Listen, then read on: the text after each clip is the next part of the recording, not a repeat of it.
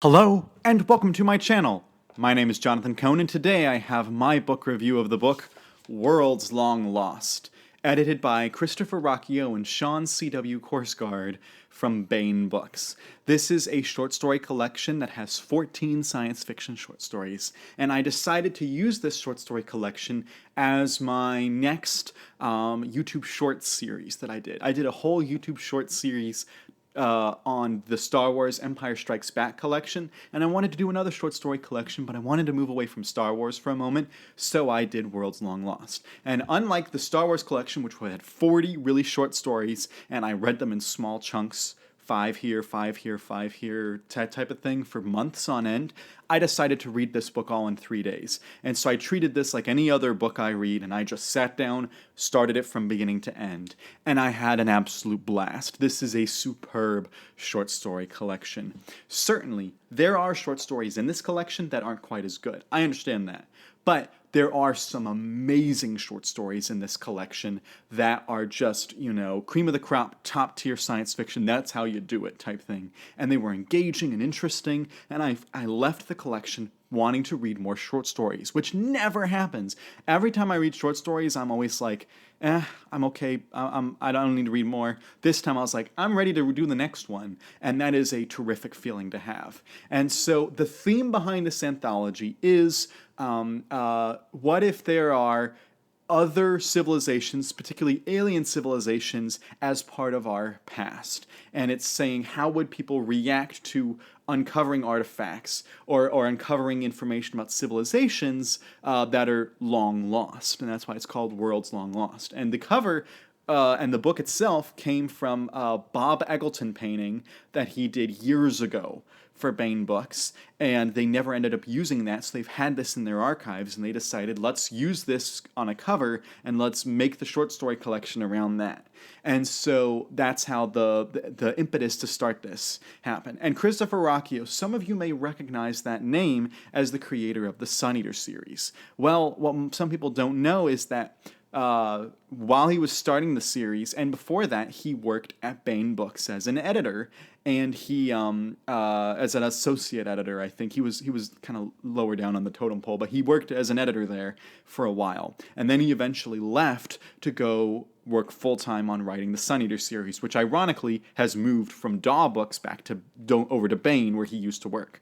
So it's back home for him. But anyway, so he now is a full-time writer. And so the person who took his place at Baen Books was Sean C.W. Korsgaard. And Sean is actually a friend of mine. I've known Sean for a decent amount of time, and Sean's great. And so it was actually at Sean's urging that I read this collection, and I'm glad I did, because it's fantastic. And so they have 14 short stories from 14 authors or groups of authors. There is a duo of authors that wrote one together. And so if you want a detailed review of every single short story in here, I point you to my YouTube short series, which is all done now.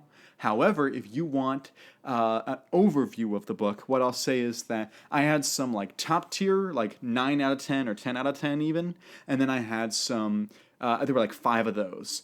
And then there were about 4 or 5 of the, it's really good, it's just not amazing. And that's like the 7 or 8 out of 10. Like really entertaining, but it's not top tier. And then you had the, it's just okay, it's mediocre, the 5 or 6 out of 10. There weren't any short stories that were, I thought, legitimately bad. There were short stories that I thought were mediocre or just okay. But despite that, the amazing ones far outweigh, and the good ones far outweigh the mediocre ones, and really catapulted this up. Like, this short story would be worth it for the 5 amazing ones alone, and I'm going to tell you which ones those are. One of those is the first story in the collection, and I'm going to refer to the book for my notes here. The first short story in the collection is The Wrong Shape to Fly by Adam Oyebanji, I think is how you pronounce the name. It is a terrific story about this spacefaring group, this spacefaring civilization that finds this artifact that gets mislabeled. And the whole point of it is trying to figure out who does this artifact actually belong to. And it's a genius twist in the story, and I really had a blast with it. Also, another of the great short stories in here is the second one by Christopher Ruocchio, set in his Sun Eater series. It's called Mother of Madness. That was a great short story in here. Really, really excellent themes, and it's really thought-provoking and asks questions about when government tries to stifle information flow. I thought that was, and how information can affect your worldview. I thought that was a great short story. We also had the short story Something Strange by Jessica Kane, which is just bizarre. It's written like texts and emails and phone call transcriptions. So like the grammar is improper at times. The punctuation and the capitalization is all over the place. So it reads like you're reading the texts, you're reading the emails, or the phone transcriptions of the characters' thoughts, and it's a genius story. It has some language that I don't appreciate, but I thought it was so creative, and I was hooked the whole time. I thought that one was also really good. And then you also had the short story Rocking the Cradle by Patrick Childs. This was a short story that felt like classic science fiction in a lot of ways, a lot of the same way that the first short story did. And this is about an archaeologist astronaut that has to go to this planet to research some things, and it has a tremendous twist. And that's all I'll tell about that one, because that twist is also really good.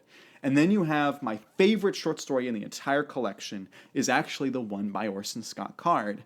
And that is the book Giving Up the Piano. And usually, sometimes when publishers try to get short story collections, they'll try to get a big name author involved to try to help its sales. And Orson Scott Card is obviously the biggest name in the collection. There's other authors in here that I've read their books, and they're good authors too, but you can't deny Orson Scott Card's the biggest name here. And oftentimes, from my experience, the big name authors short story is usually like not as good, it's mediocre. And I did see someone in the reviews of this on Goodreads list this story as their least favorite, which is so shocking to me because this was my absolute favorite in the entire collection. I gave it a 10 out of 10. It's basically this kid moves to a new neighborhood, and there's this girl in this neighborhood that he finds really attractive, and he's trying to woo her, and he's like being an awkward teenager. And then all of a sudden, aliens crash down into his house, and he has to meet the aliens, and they're hilarious, and they're bizarre, and they're funny, and they're weird, and his interactions with the girl continue on, and it's just, I was delighted by this short story, and I thought it was geniusly written. And so that was my favorite in the collection. So those are the 5 top short stories in the collection. The others were pretty good or just okay, but there were no bad stories in the collection, I felt. So I think this is absolutely worth your time. It was originally published as a trade paperback, but it's now out as a mass market. It's only like $10 to buy. Absolutely worth the price. I'm not a short story person, so for me to say that you should go out and buy a short story collection, I really recommend it because this was just tremendous. So I loved this. If you've been following along the shorts, what did you think of the shorts for this collection? And if you've read this book, what was your favorite short story, and what was maybe your least favorite as well? Let me know all your thoughts on it in the comments section down below. And until next time, I'm Jonathan, and thank you for watching.